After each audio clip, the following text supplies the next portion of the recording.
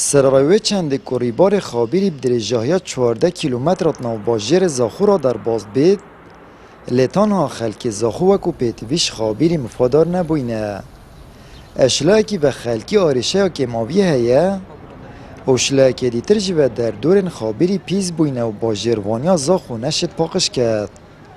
اجبرکوته تا گوتش لای هندک برپرسان و دست به سر دوروبرن خابیری دهاتیا گرتن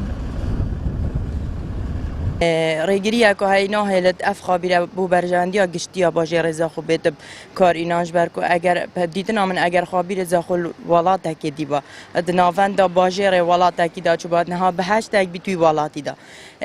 هم بو جدر آبوری هم بو گشت و گذاری دا تب کار اینان لمخابن اجبر کو هنده کسا دزدای سر در دورن زاخو ادینه زاخو خیر جد بیند و نه اوتشن تشتاقی بخاله بکنش برکو کاره که نیاسایه اف جا هم وکو خلک زاخو هیوید کن یعنی چاره اک بو وی خابیر زاخو بید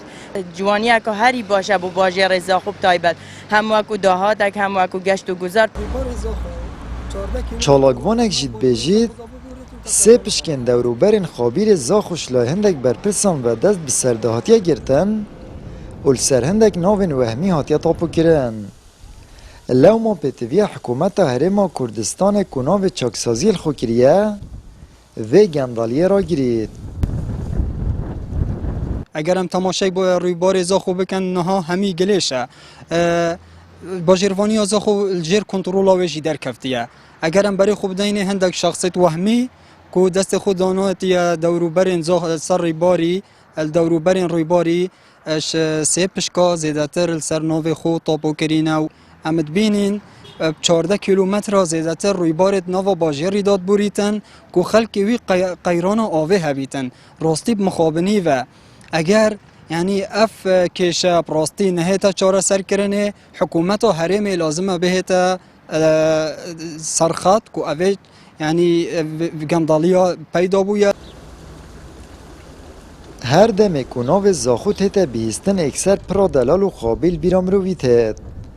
لخابیر زاخوش کفتیه بر پیلا گندالیا چند بر پرسکا و ملک گشتیل سرناوه خود تاپو کریه در انجام خلک زاخو تینی بویه